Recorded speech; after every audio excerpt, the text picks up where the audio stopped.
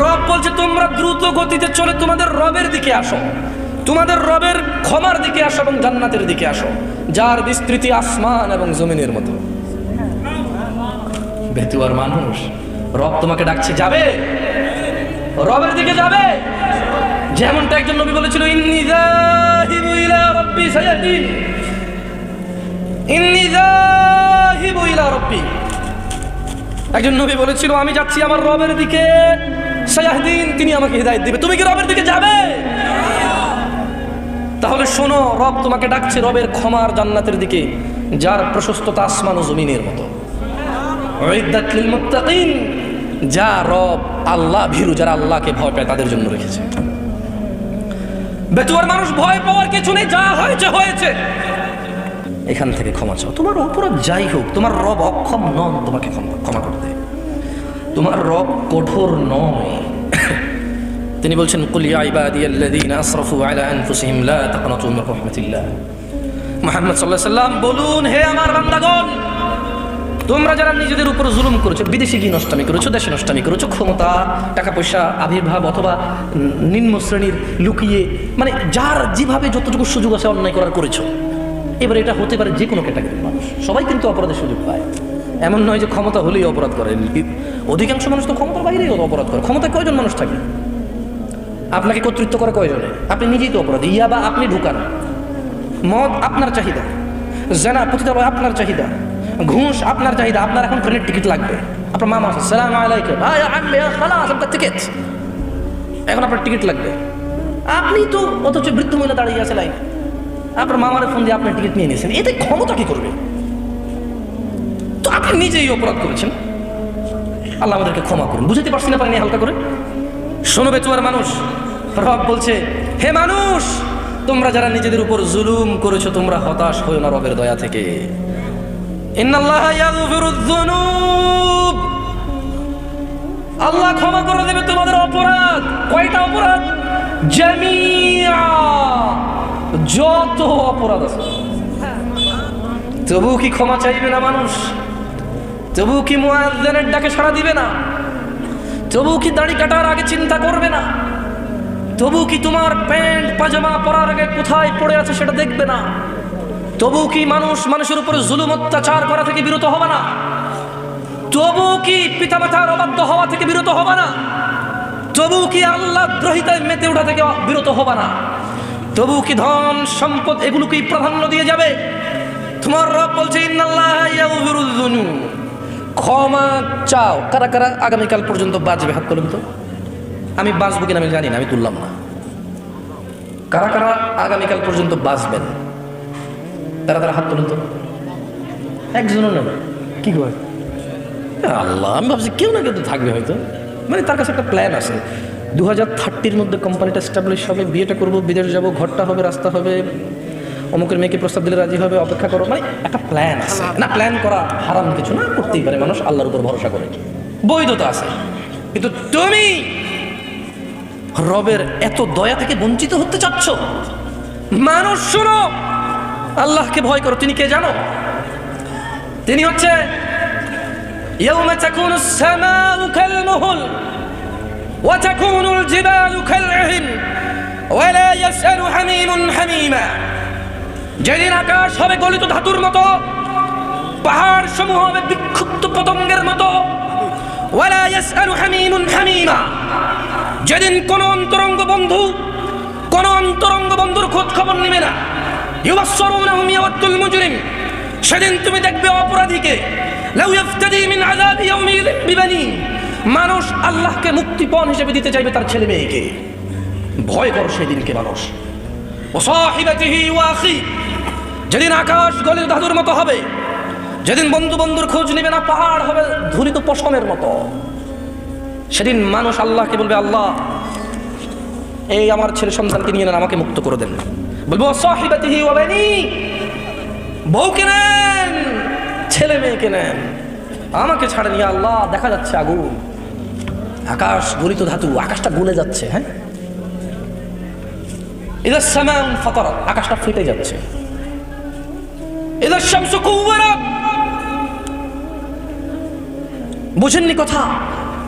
এতক্ষণ সুন্দর সুন্দর কথা বলেছি রবের ভালোবাসা দিয়ে।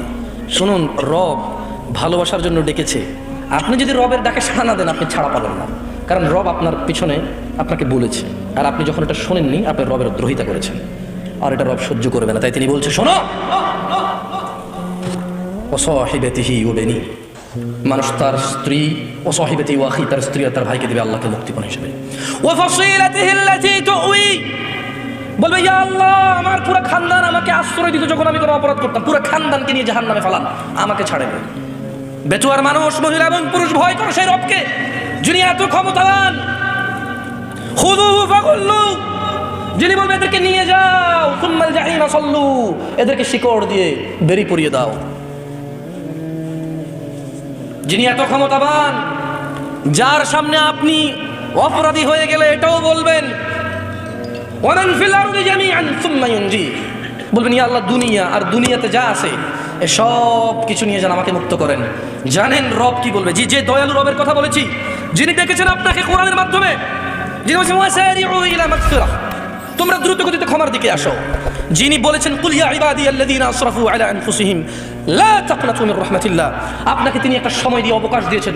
যিনি আপনাকে বলেছেন যে তোমরা নিজেদের উপরে জুলুম করে ফেলেছো, অন্যায় অপরাধে লিপ্ত হয়ে গেছো, ওকে, লা তাকনাতু মির রাহমাতিল্লাহ, রবের দয়া থেকে তোমরা নিরাশ হয়ো না। তিনি বলবেন খাল্লা, এত কিছু, এত ক্ষমার দিকে ডাকার পরে যখন রবের দিকে যাবেন না, রব বলবে খাল্লা, আপনি মরে গেছেন আর রবের সামনে গেছেন অপরাধ নেই। তিনি বলবে খাল্লা, না, কখনো না।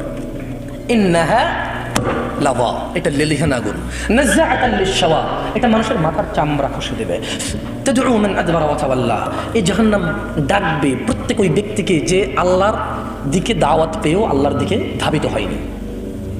এই ওয়াজ মাহফিল তো শখে শখে শোনেন, আমি তো যাইতে চাই না। চেয়ারম্যান সাহেব ওয়াদুদ সাহেবকে, আব্দুল ওয়াদুদ সাহেবকে জিজ্ঞেস করিয়েন, কয়েকজনকে হয়তো তিনি রেফারেন্স করে আমাকে দাও, আমি দাওয়াত করতে চাই, আমি ওয়াজ করতে চাই না এদেশে। মন কিছু করবেন না, আপনাদের এটা বদনামি করে ফেলি। আমি এই দেশে যখন এসেছি, আমি এদেশ বলছি, আপনি আবার ভাবেন না যে আমি অন্য দেশকে ভালো বলি। আমি এই দেশে ছিলাম, আমি এই দেশ নিয়ে কথা বলি। আমার অন্যকে কি করলো আমার নন অফ মাই কনসার্ন। আমি খুব ভালো তা বলছি না, তবে খুব দুঃখ পেয়েছি। কেমন ওয়াজের আয়োজকরাই নামাজ পড়ে না। মানে এই লোক যে আল্লাহ না, এখন বলবেন যে জামশেদ ভাই নামাজ না পড়লে কি আমি আল্লাহকে ভয় পাই না? আরে আল্লাহ বলছে তুমি মুশরিক, আমার জিগাওকে, আল্লাহর জিগা তুমি আল্লাহর ভয় পাবে না। আল্লাহ কি বলে দেখো, আল্লাহর ব্যাপার তোমার ব্যাপার আল্লাহ স্পষ্ট বলে দিয়েছে। আর আমি কি করতে পারি? আমি তো পড়তে পারি, আমি তো তোমাকে কাফের বলছি না, আমি তো তোমাকে মুশরিক বলছি না, আমার এই অধিকার নাই। কিন্তু আল্লাহ বলেছে, আল্লাহ নবী বলেছে যে যারা নামাজ আদায় করে না তাদের মধ্যে, মানে মুশরিক কাফেরের মধ্যে আর মুহাম্মদীদের মধ্যে, মুসলমান মুমিনের মধ্যে পার্থক্য হচ্ছে মধ্যখানে দেওয়াল হচ্ছে নামাজ। এই দেওয়ালের এই সাইডে এগুলো কাফের মুশরিক যেগুলো নামাজ পড়ে না, দেওয়ালের এই সাইডে এগুলো মুসলিম যারা নামাজ পড়ে। বুঝে আসছে না? আসেনি? রাগ হচ্ছে না আমার উপরে? আর কত কিস্সা কাহিনী শুনে জীবন পার করবেন। বুঝেন, গত বছর এখানে মাহফিল হয়েছে, হয়তো এই পাড়ায় অনেকগুলো মাহফিল হয়েছে, মুসল্লি তো বাড়েনি, মুসল্লি বাড়েনি। তো আমার ওয়াজ করতে মন যায় না। কেন যায় না? এটা খুব বেশিটা বুঝে বলে মনে হয় না মানুষ। সেই ধরেন এখান থেকে যদি চিটাগং রিটার্নের চিন্তা করি, আবার যদি বিমানে করে যদি ঢাকা থেকে চিটাগং যাই, তাও মনে করেন যে 15-16 ঘন্টার জার্নি কম হবে না। বুঝে আসছে না? আসেন। তো আজকে আমি সকাল 10টার দিকে বের হয়েছি, এখন রাতে 10টা, মানে 12 ঘন্টা অলরেডি হয়ে গেছে। তার মানে 24 ঘন্টার মতো হয়ে যাবে। আমি কালকে সারা ফ্লাইট পাবো না ঢাকা। দ্যাটস মিন একটা প্রোগ্রামকে কেন্দ্র করে I have spended my whole 2 days for what?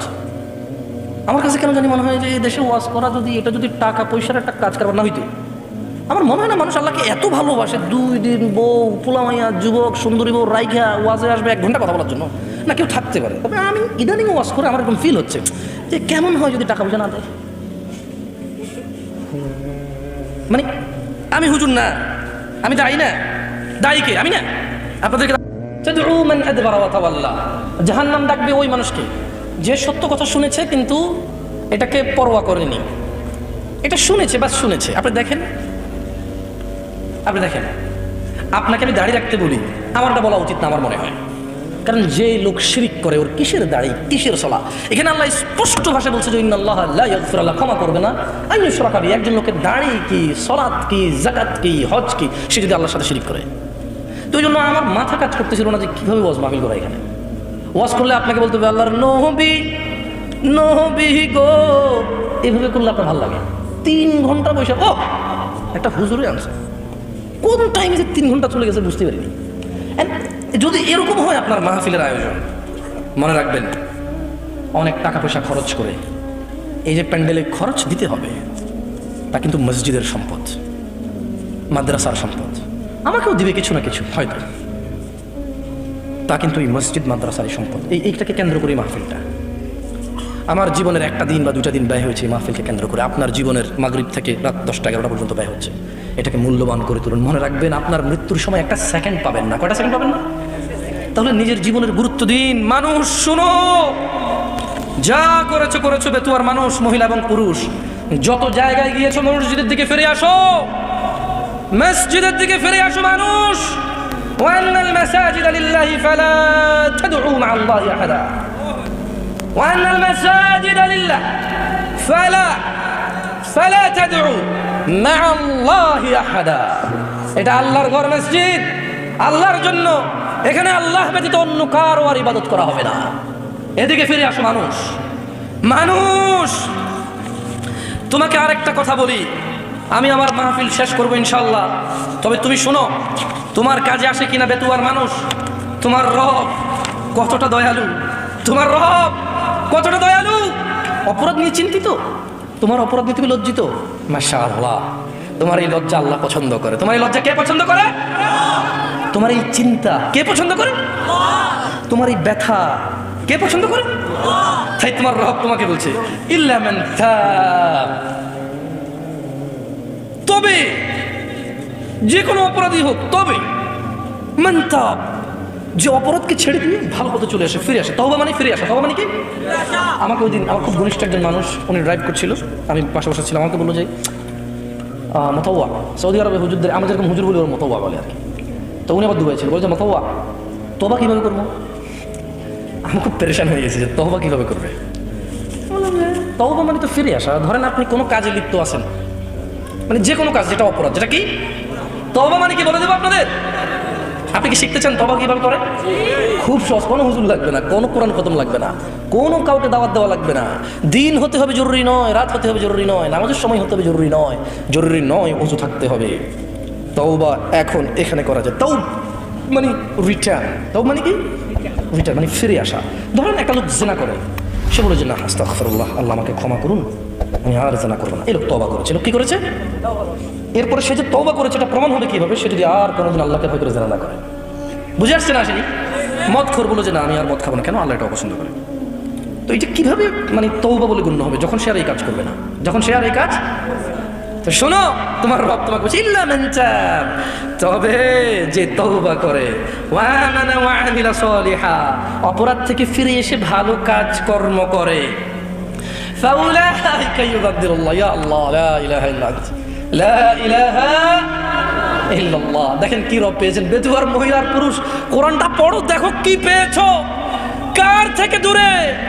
মা গাররাকা বিরাব্বিকাল কারীম ইয়া নাস, কিসে তোমার এত দয়ালু রব থেকে তোমাকে দূরে রেখেছে? কি তোমার রবের দয়া দেখবে? বলছেন যে ফাউলাইকা ইউবাদদিলুল্লাহু সাইয়্যাতিহিম হাসানাত, বলছেন যে আল্লাহ তোমার অপরাধকে নেকিতে পরিবর্তন করে দেবে। তোমার জিনা এটা নাকি নেকি হয়ে যাবে, তোমার মদ এটা নাকি নেকি হয়ে যাবে, তোমার অন্যায় অপরাধ এটা নাকি সওয়াব হয়ে যাবে। তোমাকে একটা উদাহরণ দিই। আসলে মাশাআল্লাহ এখানে বেশ পয়সাওয়ালা মানুষজনের আড্ডা, এখানে ঠিক আছে টাকা পয়সার উদাহরণ দিলে। ধরে নেন রাসেল সাহেবের কাছে টাকার অভাব নাই মোটামুটি, তো আমাকে উনি খুব পছন্দ করবেন, বলেছে যে এই পথে যদি তুমি চলো জামশেদ, আমি তোমাকে খুব ভালোবাসবো, আমার খুব পছন্দ এই পথে চলা। তো ধরে নেন আমি বিপথে চলি, উনি আমাকে পছন্দ করে, কেন জানি হইতে পারে না। কিছু মানুষকে এমনি ভালোবাসে না, অনেকে জিজ্ঞেস করে তুই কি পাইছিস বেটা, এটা নষ্ট, ঠিক না? ঠিক না? এখন যার হৃদয়ে আল্লাহ যার জন্য ভালোবাসা দেয়। তা আমি খুব উল্টাপাল্টা চলাফেরা করার পরে একদিন ধরেন কোনো একটা কাজ, জায়গা জমি সব বিক্রি করে একটা ভিসার ব্যবসা শুরু করছি। আর যেই লোকের সাথে শুরু করছি ওই লোক আমার সমস্ত টাকা পয়সা যা আমাকে দিয়েছে সবগুলো ধরেন 10 লাখ টাকা জাল টাকা দিয়েছে। কয় লাখ টাকা জাল টাকা দিয়েছে? 10 লাখ। আচ্ছা, এখন আমি খুব লজ্জিত। এবার ধরেন রাসেল সাহেব যাচ্ছে দিক দিয়ে, আমি খুব মানে আগে যেরকম আমি ডোন্ট কেয়ার, কি care, don't care who is Rasel সাহেব। হঠাৎ করে রাসেল সাহেব উনি তো আমাকে ভালোবাসে নিঃস্বার্থভাবে। কিভাবে? আল্লাহ আমাদেরকে কিভাবে ভালোবাসে মনে রাখবেন কি রব পেয়েছেন। এইবার রাসেল সাহেব আমাকে বললো যে কি জামশেদ কি হলো, কি হুন্ডা কই, বাইক কই, গাড়ি কই, হ্যাঁ তারপরে ব্যাসলাইট কই। আমি বললাম যে আসলে ভাই আপনার কাছে সরি বলার জন্য অনেক চেষ্টা করছি, পাই নাই, আমি খুব বিপদে পড়ে গেছি। আচ্ছা বলো কি হয়েছে বলো। ধরুন উনি দেখতেছে যে আমার একটা উজ্জ্বল ভবিষ্যৎ আছে, আমাকে দিয়ে উনি কোনো কাজ লাগাইতে পারবে, উনি দেখতেছে যে সমাজ সংস্কার হবে। তো উনি বললো যে কি হয়েছে, আমি বললাম যে এই 10 লক্ষ টাকা, এই আমাকে জাল টাকা দিয়ে চলে গেছে, খোঁজ পাচ্ছি না, এখন আমি বাড়িতে গেলে আমার ঘর দুয়ার যা আছে সব মানুষ উঠে নিয়ে চলে যায়। তিনি বললেন যে আচ্ছা, আমি তোমাকে 10 লাখ টাকার ব্যবস্থা করতেছি, তো তুমি কিন্তু আর এইসব আজে বাজে কাজে যোগ দিবা না, আর ভালো হয়ে চলবা। তো একটা মানুষ যদি ভালোবাসার কারণে কারো 10 লক্ষ টাকা জাল টাকা নিয়ে যদি ওকে আসল টাকা দিতে পারে, আল্লাহ কি মানুষের অপরাধকে নেকিতে পরিবর্তন করতে পারে না? কি রব পেয়েছো মানুষ, কি রব পেয়েছো। কার থেকে দূরে তুমি? তুমি কার কিতাব পড়ো না, তুমি কার কথা পড়ো না, তুমি দেখেছো কখনো তিনি তোমাকে কত ভালোবাসে? তিনি বলছেন ওয়া কানা আল্লাহু গফুরার রহিমা, তিনি বলছেন নিশ্চয়ই আল্লাহ অতীব দয়ালু ক্ষমাশীল। তাহলে তিনি তোমার অপরাধকে নেকিতে পরিবর্তন করবে কখন বলো তো? এই যে তোমরা ওয়াজ শোনো, বুঝো না, আল্লাহ মুসিবা, আল্লাহ একটু মনোযোগী শুনতে হবে। ইল্লা মান তাব, তবে যে ব্যক্তি অপরাধ থেকে ফিরে এসে ওয়া আমিলা সালিহা, নেক কাজ করবে, মানে অপরাধ ছেড়ে দিয়ে ভালো কাজ করবে, তার অপরাধকে আল্লাহ কি করবে? কি করবে? কেন নেকিতে পরিবর্তন করবে? ওখানে আল্লাহ গফুরুর রহিম, কারণ আল্লাহ অতীব দয়ালু ক্ষমাশীল, এই জন্য তিনি এটা করে দিবেন। আমি আমার একটা শেষ হাদিস বলে আমার বক্তব্য শেষ করতে চাইবো। আপনাদের কষ্ট হচ্ছে, মুরব্বী আছেন আপনারা, এই হাদিসটা যদি আপনাদের কাজে না আসে, আল্লাহ আমার মনে হয় না আপনার জন্য এখন হইতে পারে কেউ একজন আসে আপনাকে হিদায়াত দিয়ে দেবে। কিন্তু আনাস ইবনে মালিক রাদিয়াল্লাহু আনহু, মুহাম্মদ সাল্লাল্লাহু আলাইহি ওয়াসাল্লাম থেকে কথা, এই যদি আপনার কাজে না আসে আর কার কথা কাজে আসবে? আনাস ইবনে মালিক রাদিয়াল্লাহু আনহু থেকে বলেন, তিনি বলেন সামি'তু রাসূলুল্লাহ সাল্লাল্লাহু আলাইহি ওয়াসাল্লাম, রাসূল সাল্লাল্লাহু আলাইহি ওয়াসাল্লামকে বলতে শুনেছি, ক্বাল আল্লাহ, আল্লাহ বলেন, ইয়া ইবনে আদম, হে আদম সন্তান, ইন্নাকা মা দাআউতানি ওয়া রাজাউতানি গফারতু লাক। আল্লাহ বলেন, হে আদম সন্তান, যতক্ষণ আমাকে তুমি ডাকতে থাকবে আর আমার ক্ষমা পাওয়ার আশা করবে, ততক্ষণ পর্যন্ত আমি তোমাকে ক্ষমা করব। আলা মা কানা ফিকা ওয়ালা উবালি, তোমার অপরাধ যদি, তোমার গুনাহ যতই অধিক হোক না কেন, আমি কারো পরোয়া করি না। ইয়া ইবনে আদম, মহিলারা কিন্তু এই হাদিস থেকে বাদ যায়নি। আদম, যাদের বাপ আদম, যাদের মা হাওয়া, বাপ আদম যাদের, তার মানে মহিলা পুরুষ সবাই, আল্লাহ বলছেন যে ইয়া ইবনে আদম, হে আদম সন্তান, লাউ বালাগাত যুনুবুকা আনানাস সামাই, আদমের ছেলেমেয়েরা তোমার অপরাধ যদি আকাশের মেঘমালা পর্যন্ত পৌঁছে যায়, সুম্মা ইস্তাগফারতানি, তোমার অপরাধ আকাশের মেঘমালা পর্যন্ত পৌঁছে গেছে, আর তুমি যদি আল্লাহর কাছে ক্ষমা চাও, আল্লাহ বলছেন গফারতু লাক ওয়ালা উবালি, আমি তোমাকে মাফ করবো, কারো পরোয়া করবো না। আল্লাহ বলছেন ইয়া ইবনে আদম, হে আদম সন্তান, ইন্নাকা লাউ আতাইতানি বিকুরাবিল আরদি খাতিআ, যদি তুমি সম্পূর্ণ পৃথিবী পরিমাণ গুনাহ নিয়েও আল্লাহর নিকট যাও, সুম্মা লাকিতানি লা তুশরিকু বি শাইআ, অতঃপর আল্লাহ বলছেন যদি আল্লাহ তোমার অপরাধের মধ্যে শিরিক না দেখে, লা আতাইতুকা বিকুরাবিহা মাগফিরা, আল্লাহ বলছেন যদি তুমি পৃথিবী পরিপূর্ণ অপরাধ নিয়ে আসো আর তোমার অপরাধের মধ্যে যদি শিরিক না থাকে, হ্যাঁ আমি তোমার কাছে পৃথিবীর সমপরিমাণ ক্ষমা নিয়ে আসবো, ক্ষমা করে দেবো। ক্ষমা চাইতে হবে কার কাছে? তওবা করার নিয়ম কি? মানে নিয়ম কি? মানে আমি একজন লোকে মদ খায়, কিভাবে ফিরে আসবে বলুন? একজন লোকে মদ খায়, আপনি বলুন তো, ওঠেন ওঠেন একটু, আপনি, হ্যাঁ আপনি, ও কাকা আপনাকে, আচ্ছা যাক, আমি একজন যুবককে বলছিলাম, কাকা ধরেন একজন মানুষ একটা অপরাধে লিপ্ত, উনি যদি মনে করে যে উনি তওবা করবে, কিভাবে তওবা করবে? হ্যাঁ মানে আর এই অপরাধ করবো না, মাশাআল্লাহ বসেন। আচ্ছা, এই পৃথিবীতে আপনি ওঠেন একটু, জি আপনি বলেন তো, এই পৃথিবীতে কোন অপরাধ জীবিত থাকা অবস্থায়, কিন্তু শিরিক হোক বিদআত হোক, জীবিত থাকা অবস্থায় যদি আল্লাহর কাছে মাপ চায় তাহলে সব মাপ হয়ে যাবে, কিন্তু মানুষ মরে গেছে আর ওর অপরাধের খাতায় যদি মাছির ডানা পরিমাণও, মানে ধুলাকোনা পরিমাণও যদি কিছু, ওই অপরাধটা কি, যেটা ধুলাকোনা পরিমাণ যদি অপরাধ থাকে, ওর যতই নাকি থাকে আল্লাহ মাফ করবেন। ওই অপরাধের নাম কি? শিরিক। কি বলুন? শিরিক। শিরিক। বসুন, কি আপনাকে মাইন্ড করতেছেন নাকি আমার এই? আচ্ছা বলুন, আপনার অপরাধ যদি মাটি থেকে আকাশ পর্যন্ত হয়, আল্লাহ আপনাকে কখন ক্ষমা করবে? আপনি মুরব্বী চশমা, আপনার অপরাধ যদি জমিন থেকে আকাশ পর্যন্ত হয়, আল্লাহ আপনাকে কখন ক্ষমা করবে? মানে কখন? যদি সে তারপরে ক্ষমা চায়, তোমাকে ক্ষমা করে দেবো, ওলা উবাদিকার পরবাই করি না। সুবহানাল্লাহ ওয়া বিহামদিহি। সবাই বলুন ইয়া আল্লাহ।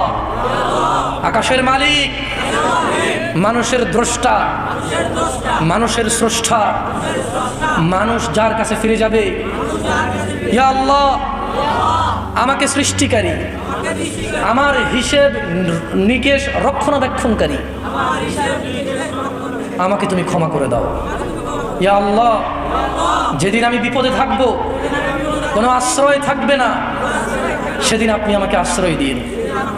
ইয়া আল্লাহ আমার হৃদয়টাকে ইসলামের উপর, আপনার মনোনীত দ্বীনের উপর গেড়ে দেন, গেড়ে দেন। ইয়া আল্লাহ, ইয়া আল্লাহ আমার এই জং মাখা হৃদয় আপনি তা আপনার কোরআনুল কারীমের আলো দিয়ে ধুয়ে মুছে দেন। ইয়া আল্লাহ, ইয়া আল্লাহ আমাদের মৃতদেরকে ক্ষমা করুন।